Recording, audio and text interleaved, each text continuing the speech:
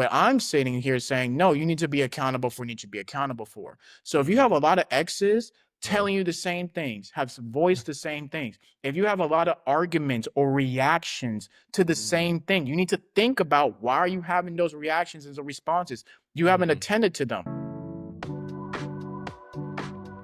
Hello, hello, and welcome back to Retrieving Sanity with your podcast host Keegan, and this is your podcast for all mental health, addiction, recovery issues, and topics. And today we have a special guest, and I just have to ask y'all real quick: do y'all ever think that you're okay just kind of healing along on your own? Well, we got some good news for you. Today's guest is Philip Quinones, a clinical counselor and coach who doesn't just help people feel better, but live better. With a background in psychology and counseling, Philip takes a holistic, down-to-earth approach to mental health. Whether he's working with couples stuck in toxic cycles or individuals battling self-doubt, he brings compassion, clarity, and practical tools to the table. If you've ever felt like therapy was intimidating or not for people like you, Philip's here to flip that script. So, Philip, how are you doing today?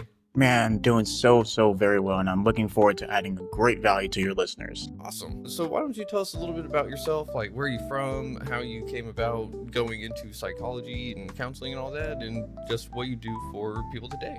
Absolutely. So, I am from Atlanta, Georgia. My family is from the U.S. Virgin Islands, of St. Croix. So I'm Afro-Latino. So that's where the Quinones comes from. Okay. Uh, Grew up from a single mom. My mom was almost 40 when she had me, so I grew up with an older mom just by herself. So that just kind of gave me a lot of old soul, if you could say, and a lot of high conscientiousness. I like Mm-hmm. to often say that I wasn't brought up, I was raised, because Uh-huh. again, where she was in her life. And so that just instilled a lot of great morals, ethics, observations of people, just ahead of my peers in that type of realm and type of development. And so kudos to her for that. And so was always very successful in school, never had a problem with that, honor rolls, A's and B's, up until high school, finishing high school with my associate's degree. So I graduated with that as well. Went on to Georgia State for undergrad, and I did not have psychology in mind at first. A lot of happenstance has happened to me to get to this point. So I was pre-med, realized very quickly I wasn't good in pre-med, and then switched to sports management because I've been an athlete all my life, playing baseball, basketball, doing swimming, mostly really taking basketball very serious to get to the collegiate level. Mm-hmm. Didn't work out, so I wanted to kind of stay close to that after I realized pre-med wasn't for me, so I did sports management, Okay. and I did not end up getting in the major. And so then after being in Rio College for 2 years, went to my advisor and asked her, hey, based on all my credits, based on my timeline of wanting to get out of here in 2 more years, what major can I get that will get me out of here? And she Yeah. said, psychology. And I was like, okay, cool. So I just wanted to get out of college. I did not like school. I'm good at school, but never liked it. Mm-hmm. And so at that point in time, I had no idea what I was going to do. So I graduated in psychology, realized very quickly you can't do anything with an undergraduate degree in psychology. And Mm-hmm. so I did an audit of myself. I said, Uh-huh. what can I do day in and day out that if I wasn't being paid for it, I would still do it? What is fulfilling to me?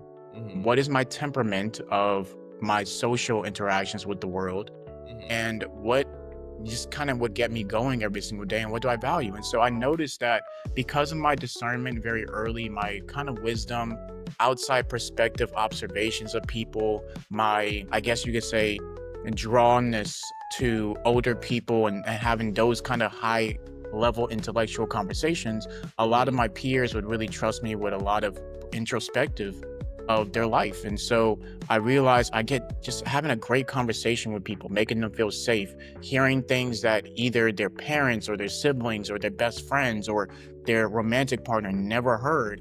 And Mm-hmm. this random person or this person that I know is trusting me with that. And so I was like, people would call me Dr. Phil, even, I don't have one. And so that's kind of how I got here. So I was like, okay, well, after undergrad, I was like, that sounds like a therapist to me. So six Mm-hmm. months later, I was in grad school, and then I graduated with my master's in clinical counseling psychology. And so been doing this now ongoing for about 3 years now. And so that's what I do as a mental health professional. And that's what I kind of want to keep going for the rest of my career, just adding that type of value and safe space for people to change, navigate their negative feelings, and just have better transformations for themselves. And so I do that day in and day out.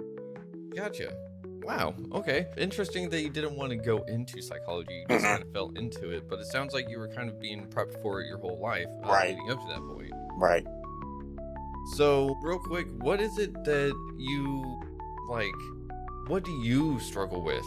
Right? Mm, Because it's almost sounds like there's bits of self doubt or maybe a little bit of lesser self worth just mhm. because you didn't have that initial get go of like, I want to do this for sure going Yeah, into college. And like, I know for myself, I don't have a whole lot of self worth or self belief. And so that is speaking from experience. And I've always had a passion for mental health stuff, yeah, but not in the way of like I'm going to do that for a profession, yeah. so it's interesting. What struggles do you actually face, or what did you struggle with growing up the most? Or Yeah, absolutely. That's a great question. And so my self-worth, especially with my mother, was instilled indirectly. I've mm, always been a self-assured kid and a self-assured person. But mm-hmm, I think what happens and what disappoints people is that they have these kind of gargantuous and really big dreams and goals. And what happens is that when you don't reach it, or you don't reach it in the way that you think that you want to go about it, you get mm, disappointed in yourself. And so yeah, the value of who you are becomes the tangible things that you're trying to achieve but don't reach or mm, don't get in that point in mm, time. I was never like that. I loved my childhood. I was very loved as a person. I was very encouraged. I was having great personal development as a child, whether it was learning morals, how to act, with other children misbehaving, mm, or if I saw my peers in high school doing things that I don't know were non-productive or illegal and seeing the repercussions of that. Like I didn't have to, at every single stage of my life, I have seen what it's like to not have the ability to have your worth put on things. So it's mm-hmm, just always been me. And uh-huh, why that's so comfortable with me is because it makes you so resilient and diverse. Because if you have an obstacle this way, I just go that way. And because it's not mm-hmm, a plan, I don't get disappointed in it. It wasn't mm, meant to work out. So I know a lot of people that struggle with that because society tells you that those tangible things are a measure of your self-esteem and your self-worth. mm-hmm, But I'm here to tell you that no, it's not. It's just who you are. And uh-huh, so my struggles as a human being mostly comes from my dysthymia. And okay, dysthymia is a word that is not really used as commonly anymore, but it's just a mild form of depression. And mm, what do I get depressed about? One, when the weather changes, when it's really cold, which is very common. uh-huh, And the other thing that I've struggled with is my relation to pretty poor romantic relationships with women. mm, And so after those things have happened, I've had really life-changing moments for mm, myself. But it's how you relate to it that I really tell clients, because yeah, those things can either be a downfall or those mm, things can be a tangible things for you to learn from. And so from every one of those situations, everything has happened. So for example, I didn't get to Georgia State first. So my first okay, school was what was formerly known as Georgia Regents University in Augusta. That's where I okay, originally signed, but then I broke up with my second girlfriend coming out of high school and I was mm, depressed. And so mm, I told my mom like, no, I want to just come back home. yeah, And on my birthday, December 11th, when I told I wanted to come home, I was home. And so that's when I went to Georgia State and transferred and started that next January okay, at that school. So it's kind of like, well, if I never had the breakup and that was painful and hurtful, and mm, and I wasn't eating, sleeping 16 hours, missing class, I lost my Hope scholarship because my grades dropped. So I lost hope my first semester of college in my career. So mm, trust me, all those bad things could have, molded me into this bitter, angry, upset, continuous person. But then mm-hmm, I wouldn't have ended up at Georgia State. So, yeah, and then so I wouldn't have changed my major to psychology if I would have got mm-hmm, disappointed and say, I want to be this, and this major is going mm-hmm, to show me my value. No, I changed my major 3 times. And so I wouldn't have ended up in psychology. And so yeah, sometimes my life has been so happenstance, but I've mm, been so present and enjoyful about the things that I've been through mm-hmm, that even though that they are objectively negative, mm-hmm, I don't put a label on the feeling. It's just a feeling. I don't put a label on what happened. It's just what happened. So Mm, again, I think that my mom was really good at not necessarily making moments a label of a negative experience. That wasn't a good time. That mm, was bad. That was a poor choice. That was mm, disappointing. How mm, could you? You know better. I didn't have that. So if a okay. plate broke, Uh-huh. go get the dustpan. Like, it wasn't that, oh my Damn. God, why are you doing that? And I told you, no, it was just, it broke. That's it. So just even those small moments that I remember with my mom can instill that. And that's what I do with people as an adult, is how they have a relation with the things that are happening and the things that have continued to happen, or they've had to, or they're in a place where those things are still overwhelming from the past.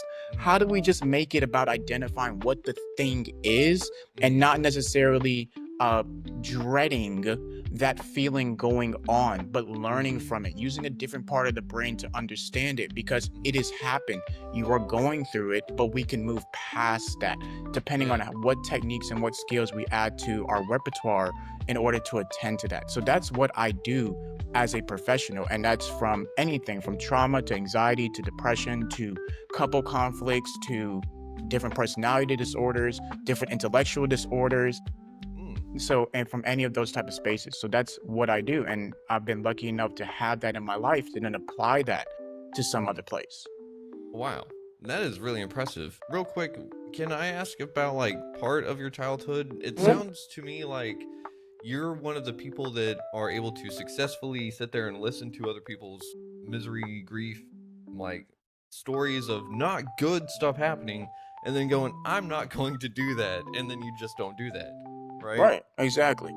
So the stark contrast for me is that I'll hear those and I'll be like, man, that sucks, and then I'll be presented with something later in life that is similar to that. For example, smoking cigarettes. Like Okay. it's a bad thing. Everyone knows that it's unhealthy, this, that, and other. But my curiosity got the better of me, and it was like, well, if it's so bad, why do so many people do it? You know. Right. And then I just fell into it for a while, and I'm just now over 2 weeks nicotine free again. Congratulations, man. But That's that's what's up. Thank you. But that's kind of the thing, is that I fell into the pit of curiosity, and you are able to sit there and go like learn from other people's experiences. Mm-hmm. So how do you stave away the curiosity aspects of like, well, what if I did it? Because it seems like to me that whenever it goes, oh, that can't happen to me, or something like that, or I'll change the circumstances, I'll do this a little bit different. Do you think that that's ego talking? Even whenever someone doesn't have much of an ego, or what is that?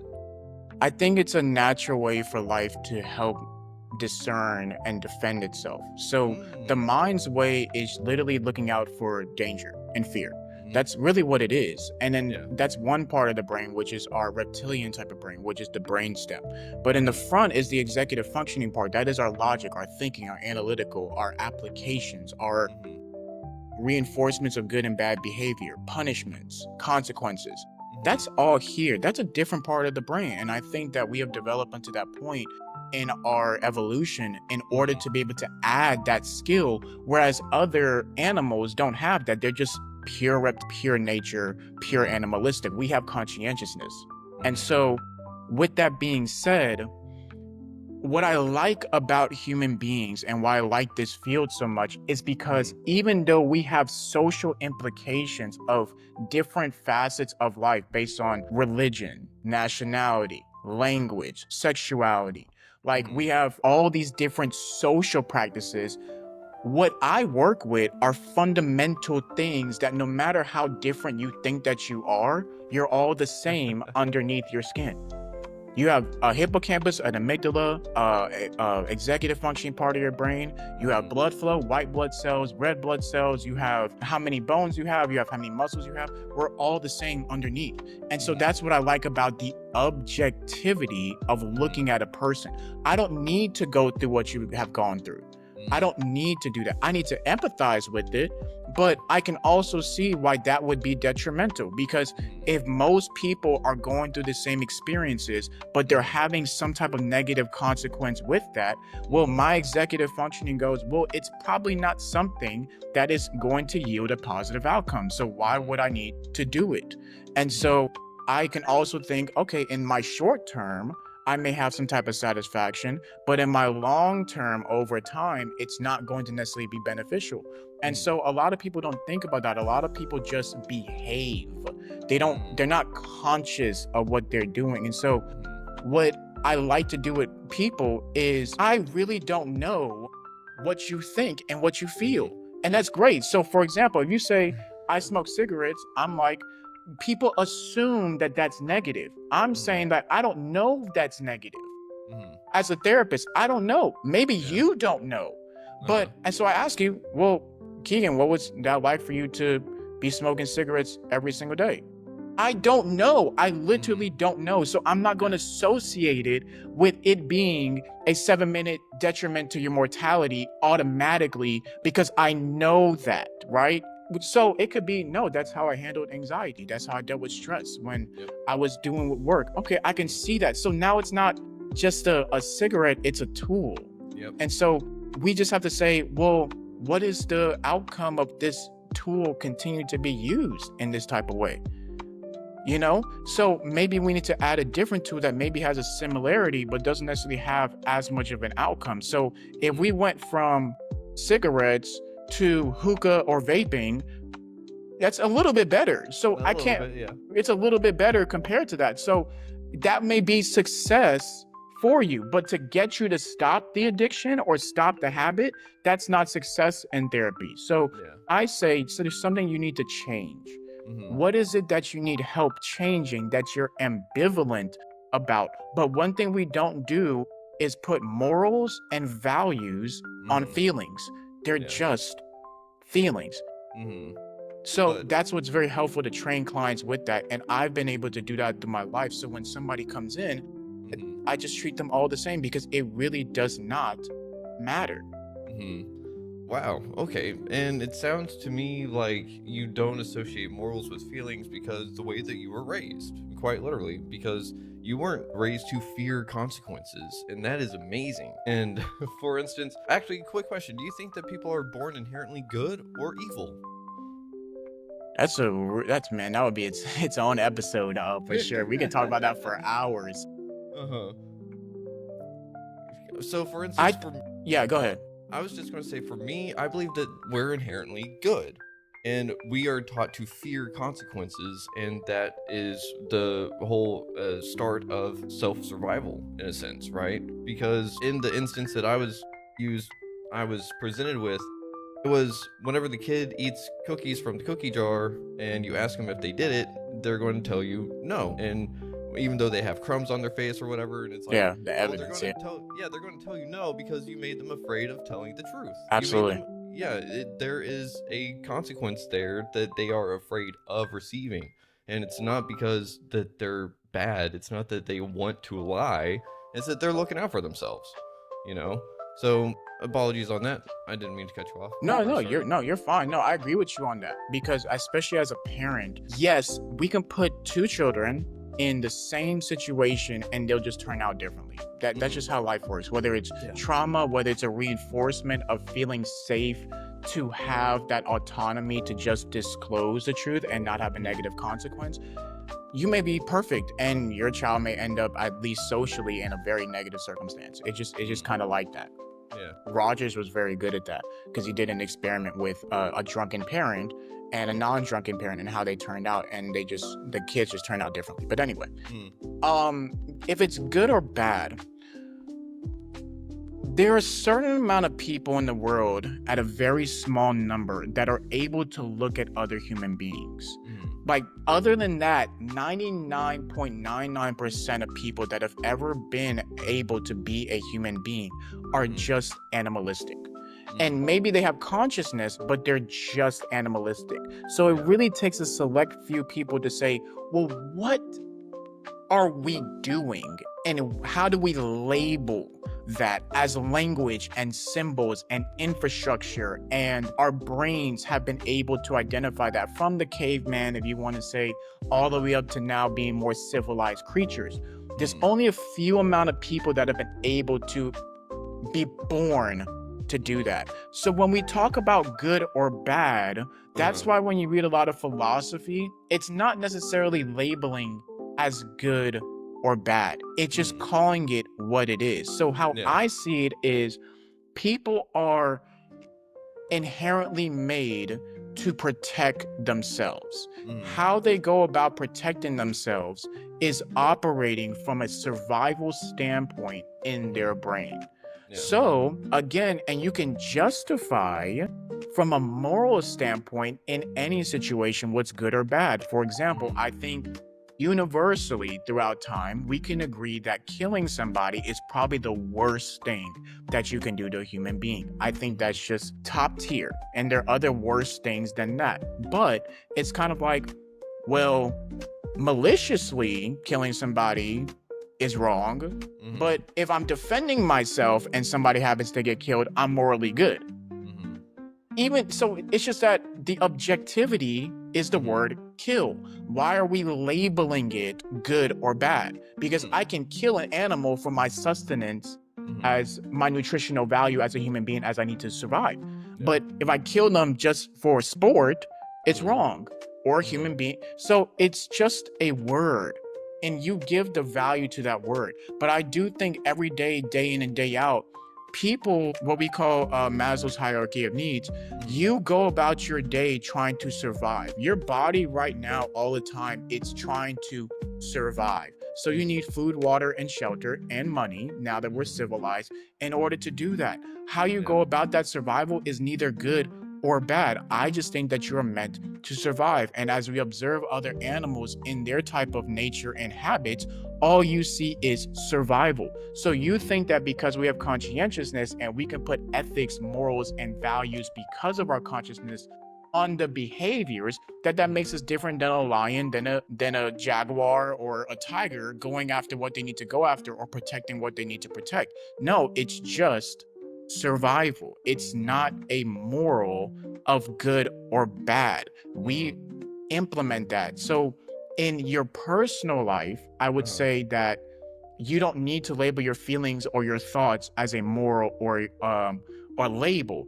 But as you socialize with people, yes, there are behaviors that are ethical, need morals, and need values, because that's how we stay civilized.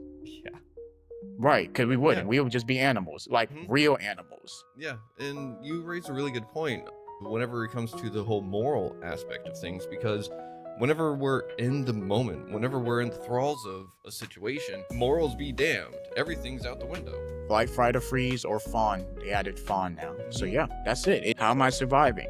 Yeah, and that's the thing, is that after the fact of a situation happens, that's whenever you can sit there and be like, oh, did I act in good faith? Did I act as a moral person? Was this ethical?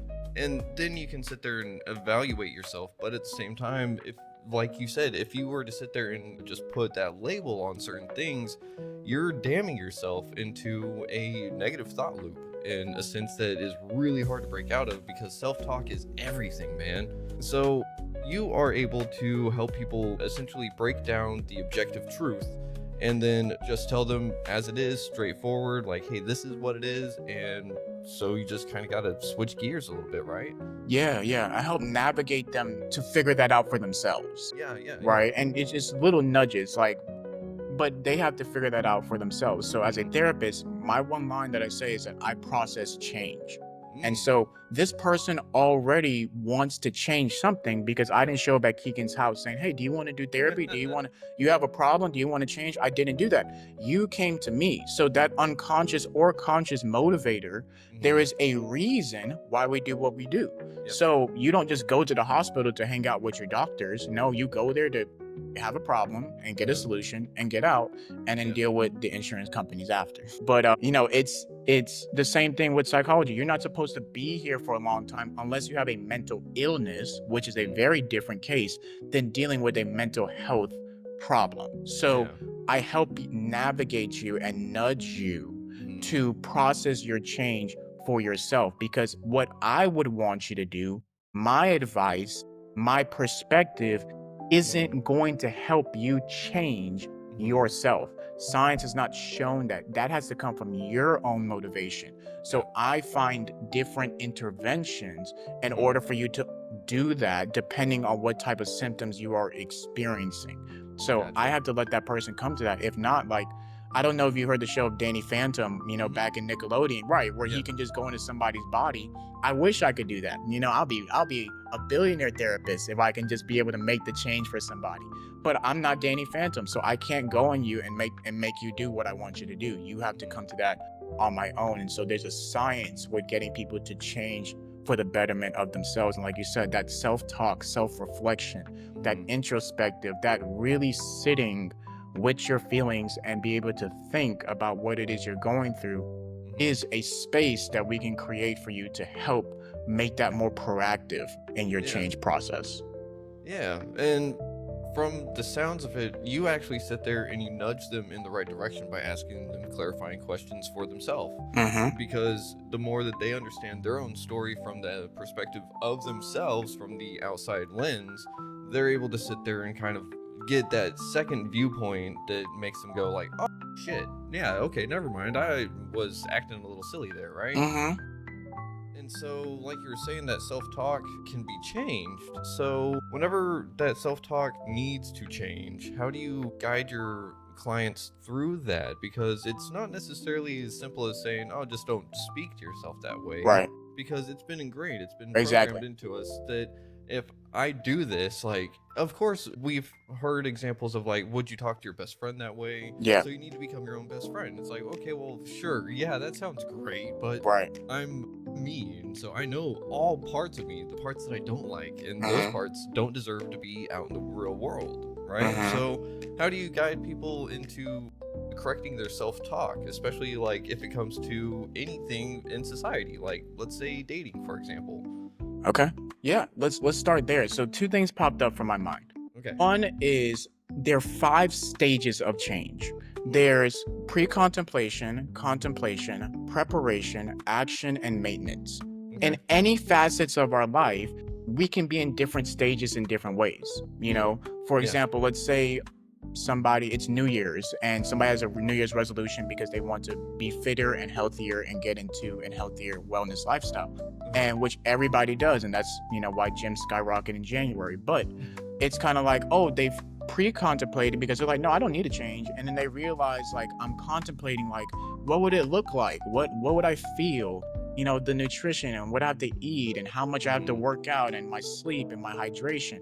And then preparation is like, okay, I'm getting the membership, I'm going there, Mm. trying to stay consistent, but I'm kind of in and out. Like, I go for a week, I go for 2 days. There's a yoga class here, I go with that, but it's not something I'm doing. And then action is like, no, I have a consistent, objective measure of what I'm going to do to change and reflect on what Mm. that action or consequences, both positive and negative, are going to reinforce whether or not this is going to be adopted or not. And then maintenance is, now I got this, I know it works for me. Mm. So in any facet of your life, your relationship, finances, physical health, mental health, emotional health, Mhm. career, whether or not you want to go to the grocery store, whether or not you want to buy this, sell this, start that, end this, no matter Mhm. what, you're in a stage of change.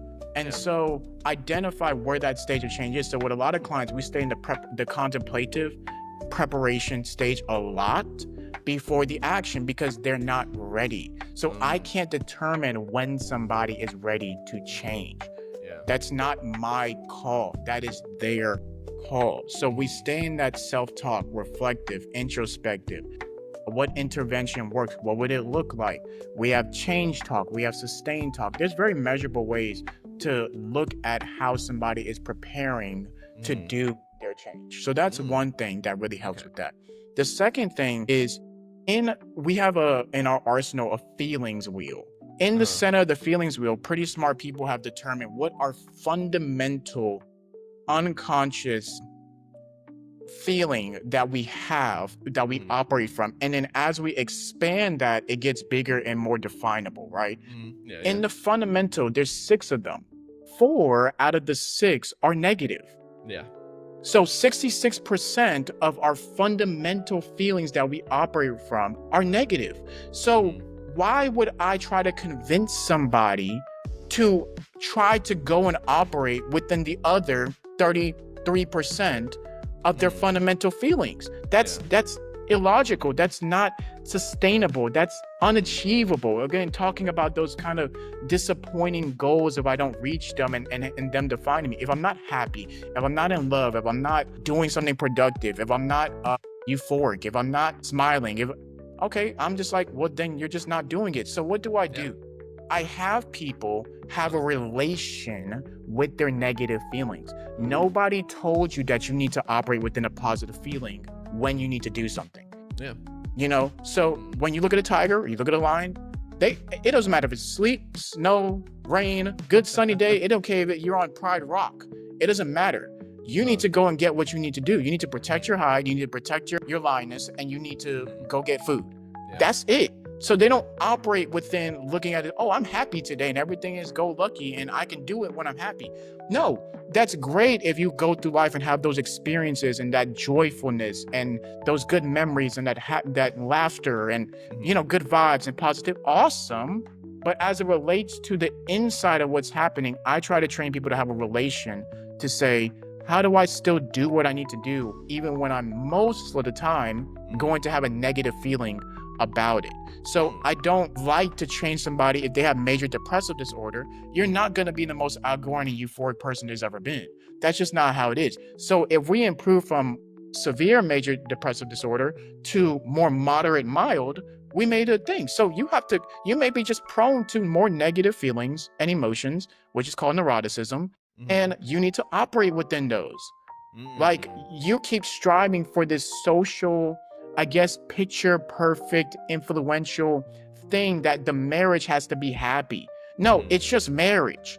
Yeah. Like, I have to love my partner. No, you have to do what you say you're gonna do in order for that person to feel love when you don't feel like it. You're going to be inconvenienced, burdened, annoyed, pissed off. You still got to do what you got to do. Yeah.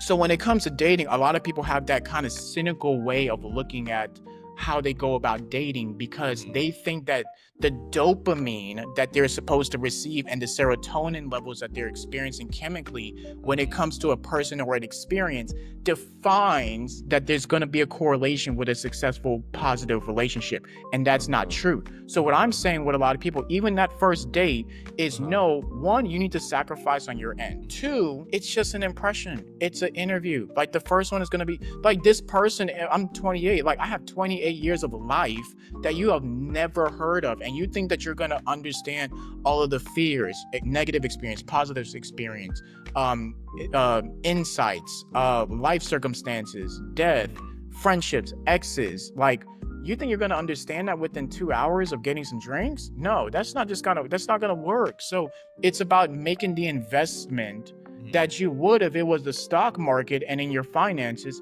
into a person. It's the same way. The stock is going to go like this all day long, but you're looking at it on the day. No, but if you look at it on the year, it looks like this.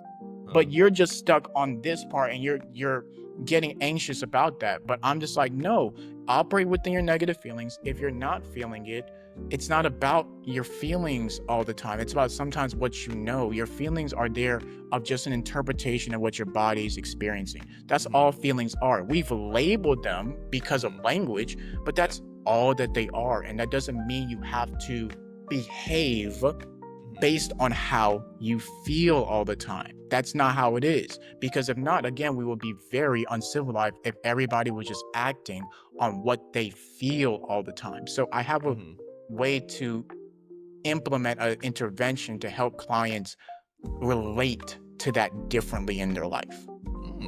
Okay, I love this because you're not sitting there, you're not saying that at first, whenever you were talking about being more objective based and everything, I was almost afraid that you were saying like feelings be damned, like they don't need a place here. But that's the thing, is that you went right into what I was talking about with my therapist whenever I was in rehab, of just like, once we find our lines, we actually have more freedom to operate within those lines. We Absolutely. actually have a playground, if you will. We have, Yeah. once we know where we're at, once we know our environment, we're free to do whatever we can. But that's the hard part, right? Is whenever we're taught that negative feelings shouldn't even be felt sometimes, Yeah. and we feel them. Mm-mm.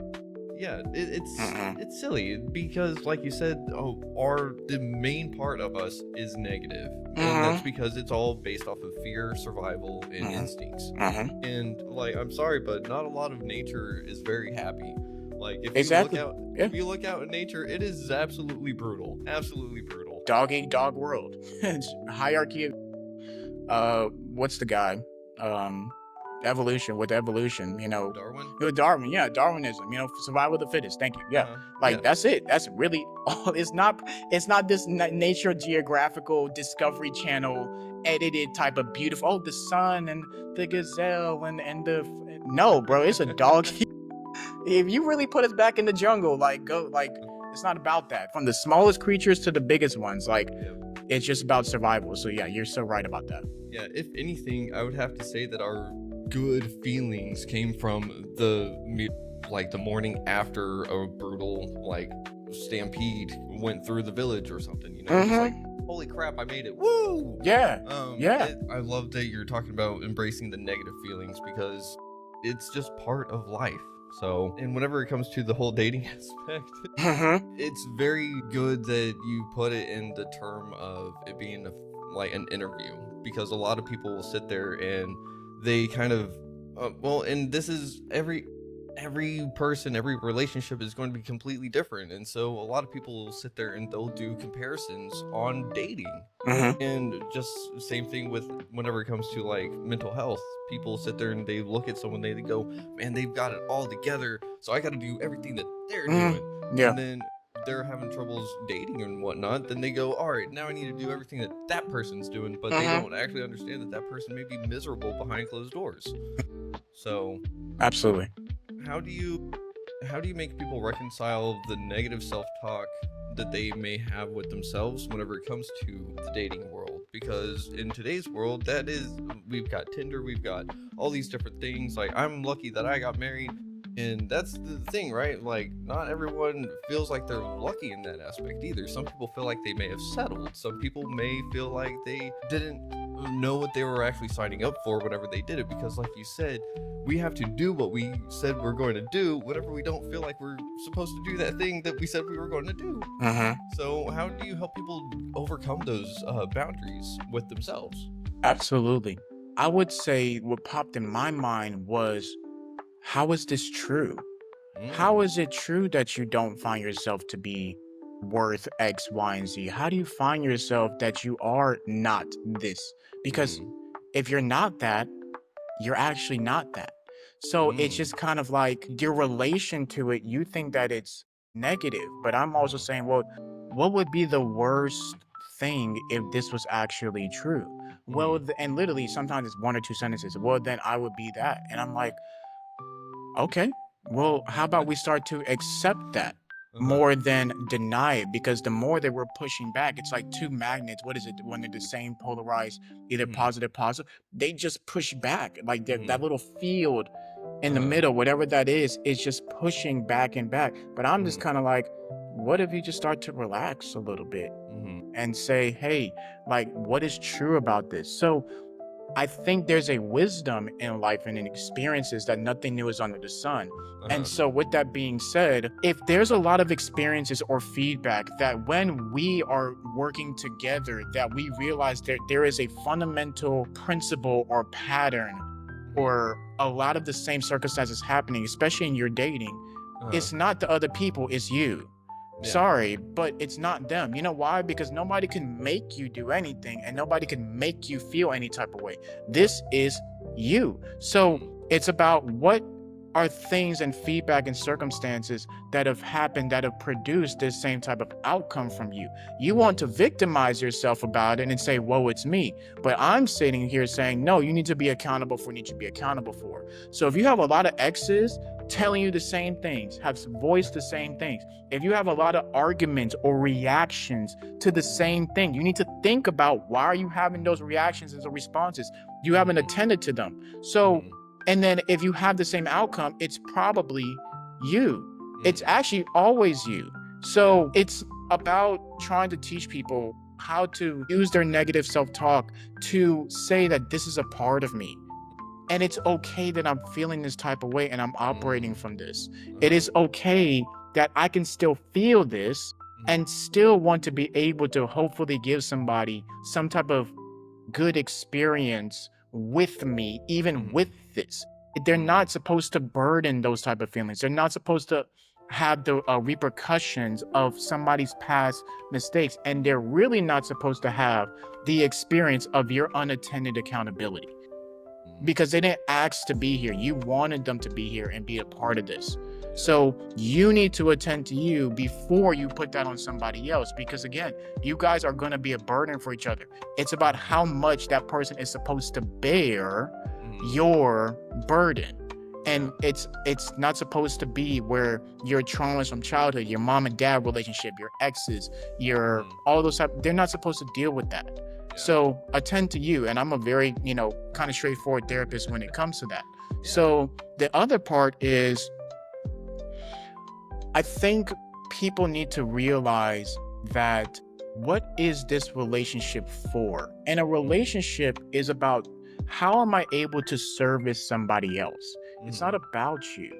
And that's very hard with my clients to kind of get that point across. It's about, well, as soon as they start talking about it, I ask them, well, what do you think they thought? What do you think their reaction was? What do you think that they were experiencing with you that caused this? What was your part in this? And they're like, well, why do you want to know about that? Because again, you need to learn about that. I don't care what happened. You need to learn about why those things happen, because those things happen for a reason.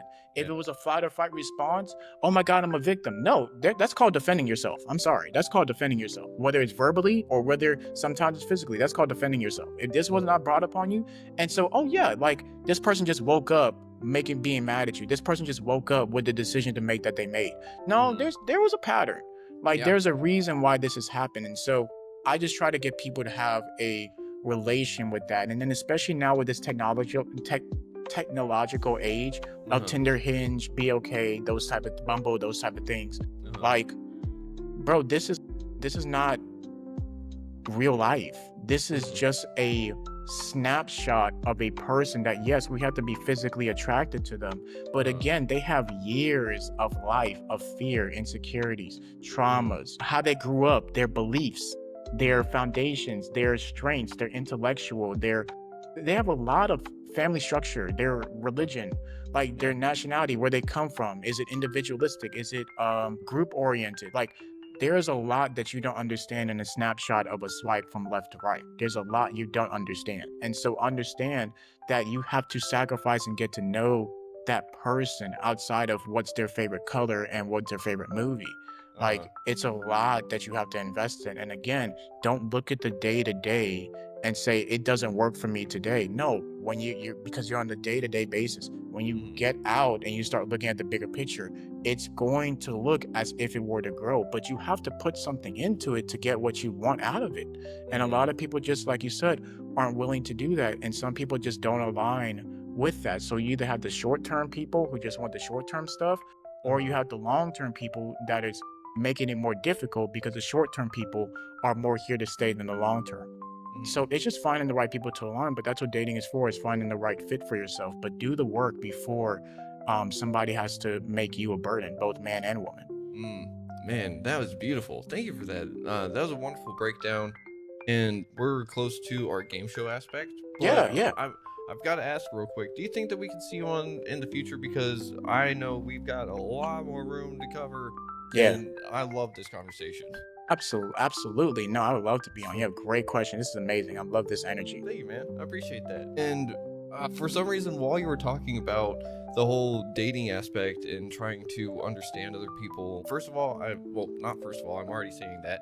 I would like to also say that I love how you're emphasizing that the relationship is about serving the other person, not being served. And so I think that a lot of people could clear up some like messy situations just by being straightforward at the very beginning in Mhm. that aspect. Like, are you here to serve me or are we here to serve each other, kind Mhm. of thing.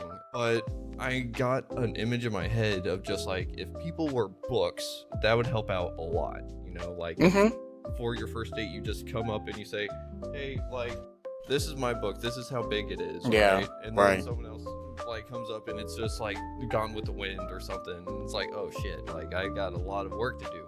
So I Yeah. think that that's one of the things, is that if we were actually able to sit there and visualize how much someone has actually been through and saying like, hey, this is what you've got to understand to really get to know this person, like it is going to be some actual work.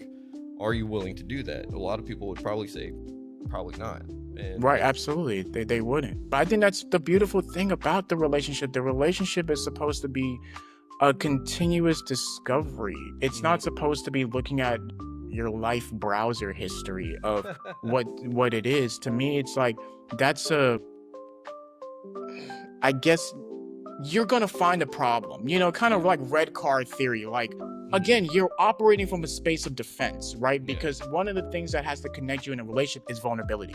Like, Mhm. you have to be vulnerable about everything Yeah. in order to really have that very rare connection with another person. So, Yeah. to me, if we had the book and we had the browser history, we would find a problem to protect ourselves. Mhm. And to me, it's kind of like, no, like people change. And so this Uh-huh. is about now and going forward.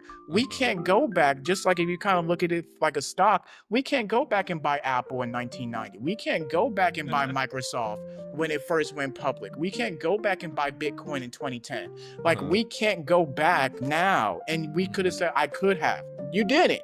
So Mhm. we can only go forward. So to me, it's like I've worked with some of the, guess you would say, objective negative things. I've worked with women that are on the streets selling their bodies, Mhm. but have turned out to be amazing mothers. Once they're Yeah. done with that life and done Uh-huh. surviving, they have 3 kids, a nice husband, and a beautiful thing. So if I say, oh my God, you were on the streets, you were selling your body for money, and no, she had to survive. Yeah. Like, if I only read that, like if it was a Harry Potter book, then my imagination is going to create what it creates. That's like if you and I read the same color, like it was a blue car, you may think Midnight Navy. I might think sky. Yeah. Somebody else might think royal. Uh-huh. So blue is interpretive of, Uh-huh. of what blue means to us. I think it's the same way in people's lives. Whereas I know people with women with PhDs and that do talk show hosts and are very well known and very well off that make terrible partners based on the things that they tell me and the feedback from the people that I know they've dated. So there's just no correlation with Mhm. somebody's past and any tangible societal measure that Mhm. correlates with a long-term successful fulfilling Mhm. and tight-knit bonded relationship. There's no correlation whatsoever, and there never will be. It's Yeah. about people choosing each other, what they have to sacrifice, and what they're going to be vulnerable about going forward. And you don't have to necessarily feel like you have to do that and love as much as you may feel it for somebody else. If somebody else doesn't interpret it that way, then it's not going to be a service to another person. So Mhm. I think that's my opinion on that. Yeah, I love that. It really does just kind of make me think that if people were to stop seeking outside validation for themselves, that would probably solve a lot of shit too. A lot, but it's okay. But it's about you're okay to feel that way. We Mhm. all compare, whether it's a Yep. dollar more, a better car, a better house, a better looking person, Mhm. higher education, a better title. Like, Mhm. we all, it's fine. That's Yeah. normal. Yep. But this is what I have. And what I Yeah. kind of tell people is that in your type of statistics too, what Uh-huh. type of statistics are you associated with? Because for me, if I compare myself to the rest of the other 8 billion people in the world, I would really put myself in the top 5%. Yeah. Just because where I am, safety, accessibility, finances, resources, laws, like Mhm. I'm okay. So it's like looking forward, it's like these small knits amount of people, but other people are not here. So sometimes that gratitude and that mindfulness of saying, yeah, I'm always comparing what's in front of me, but never what's behind me. Mhm. I think people can implement that skill as they get triggered naturally Uh-huh. about their comparisons with other people in different facets. Okay. And that is something that we can definitely talk about and Yeah, explore in depth next time for sure. absolutely. Just because right now we've got time just enough for a quick little game show. Let's do it. All right, Philip, it's time for a little segment we are going to call Toolbox or Trap. I'm going to throw out some common practices, beliefs, or buzzwords floating around the mental health space. Got And it. you tell us straight up if something belongs in the healing toolbox or if it's a trap we need to watch out for. Got you. All right, so first up, daily affirmations. Toolbox or trap? Trap? I don't think that there's any evidence with talking positive. Again, I think it's that relation that you have to strive for the positive. But I think it's just that, no, you need to be able to operate within how you feel that day, regardless. So your self-talk about this positivity, sometimes I think if your affirmations are like more negative than they are positive, I actually think that you would say those like, I'm not in danger. I'm not in that situation anymore. I'm in a better spot than what I was. Actually, I think those are more aware and a better foundation to say, oh, I'm going for that. I'm heading for that. That's my goal. No, I think again, operating within that foundational negative space in the experience of a human being, and then also more of looking back at where you came from so that way you're able to go forward.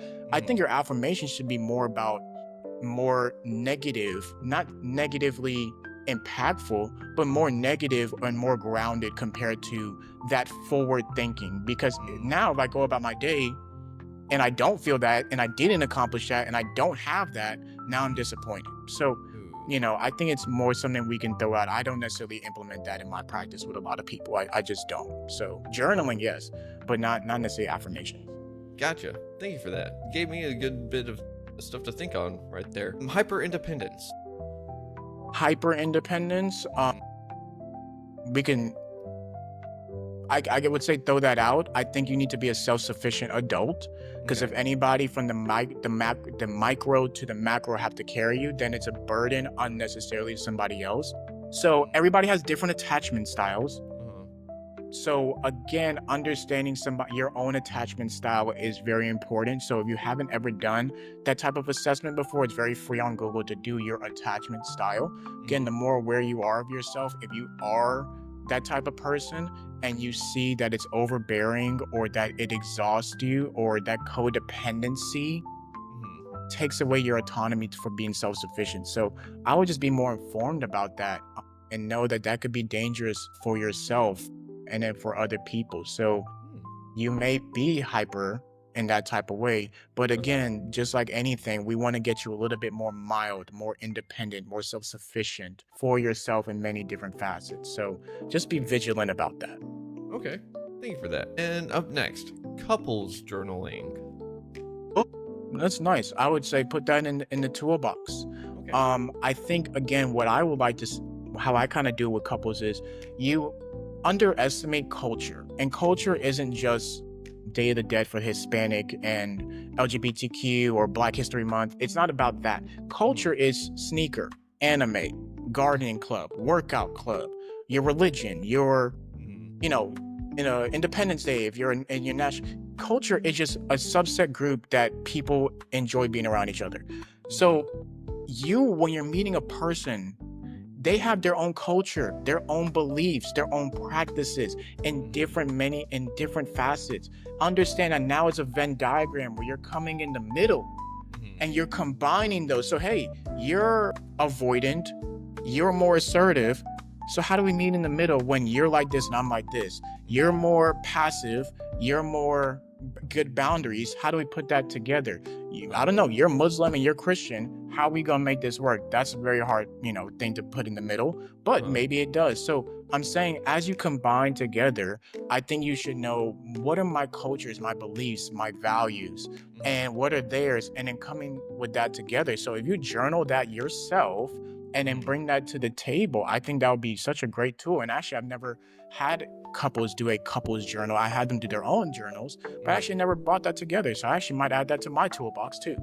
Yeah, it's awesome. Just a little bit of a sneak peek. Me and my wife, whenever we started dating, I actually started up a Google Doc and shared it with her, and I titled it.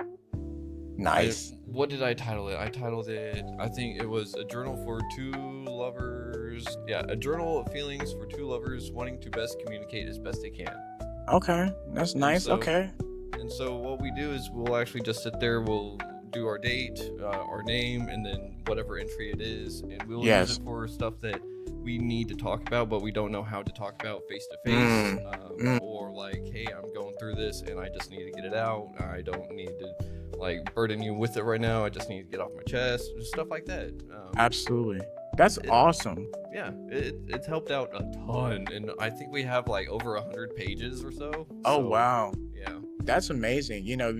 Wow. I think that's a great tool. I think I'm gonna add that. I never really thought about that. So I think that's just so helpful for somebody again to just know, like, I'm not just somebody just can't communicate sometimes, or I don't know. It's just to jot notes down and just reference it later. That's great because I think people, again, they just kind of have an expectation of a relationship with somebody, but no, it's just like a workout. Like, you need to work on Yeah. the relationship very intentfully, whether it's sitting down with finances, whether it's about life decisions, or whether it's about attending to the quality of our relationship. However way you go about that, you need to be able to do that with yourself. And it's, or even scheduling sex. That's another thing, because a lot of people are sexless when they come to me. It's like, Yeah. schedule it, and they're like, Yeah. I don't want to, it's not natural, it's not sexy, it's not.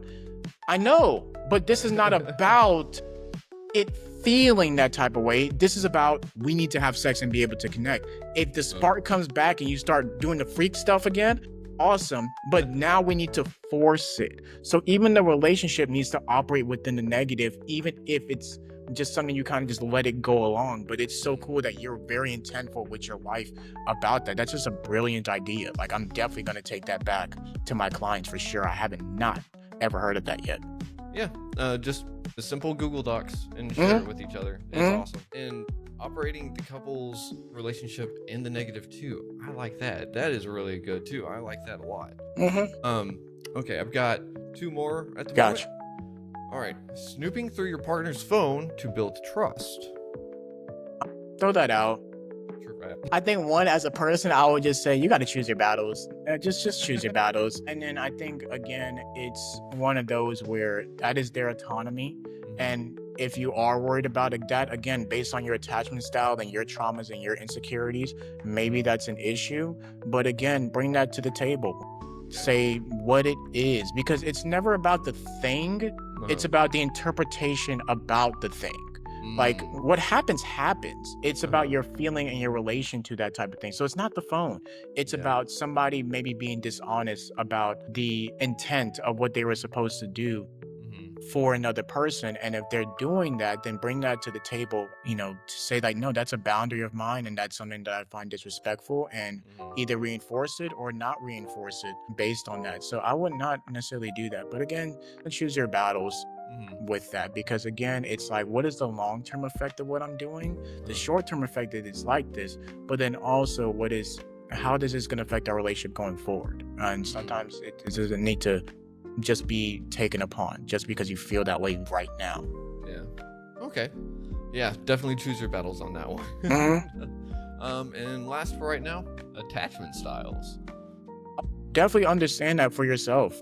Again, I think we all connect with that. Again, I think it's more, mother, father. I think Freud was very right on about that. And so that's just a representation in your romantic life too. So understand that and communicate that, because again, some people are judgmental about other people's attachment style. But to me, it's more of like, I have to love them, that they're not going to change their attachment style. So it's either I'm staying and this works for me, or I'm going. And to me, it's like, if you like somebody and you love somebody, you have to like them for them. If it's an anxious attachment style, if it's an avoidant one, like, that's them. So how do I more make them feel safe? It's an opportunity.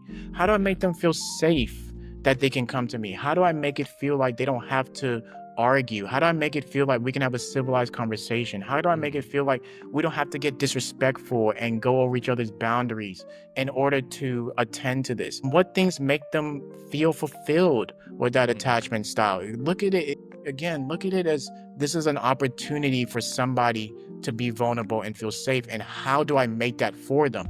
What happens is that you think that attachment style doesn't serve you. No, that attachment style serves them. It was their way to survive. That's their coming up. That's their conditioning. So when you make it about you, you're going to feel negative about their attachment style and how it affects you.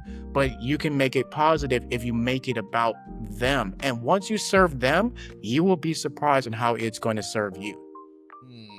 Man, I love that. Thank you for that. And that really does throw a lot of people's relationships on its head whenever it comes to serving them, and it's going to come back. And it's a lot like in recovery. You got to give to get.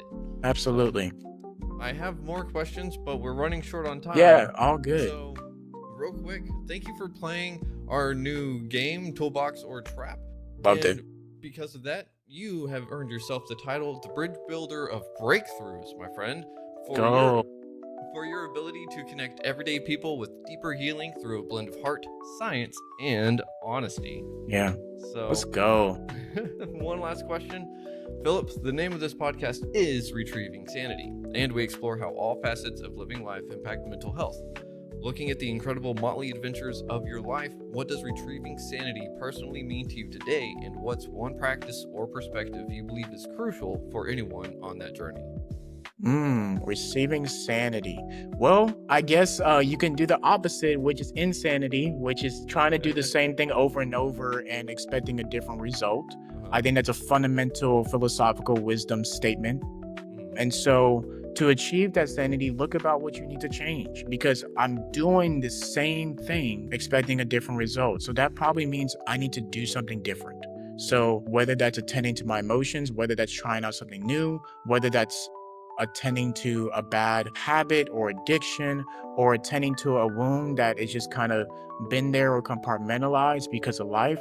No, like start unboxing those type of things. Start saying that now today I can choose a different behavior, and instead of a reaction, it's becoming a response. So if you see yourself or see situations that keep happening to you and those things keep letting you down and impacting you negatively, it's probably something that you need to change. And having your relation to explore that, your curiosity to keep saying that I will never be a certain type of thing, I'm always going to be growing, then stay curious about that. If not, then you're going to stay insane. But I think that would be a good way for people to reach at least a fundamental sanity for themselves. Ooh, I like that. Flipping the script on its head. For sure. Something that you seem to be really good at doing. So, Philip, I've got to say thank you very much for being on the show today, because it has been an absolute honor and a pleasure. I'm looking forward to our future conversation. Absolutely. We'll get something set up.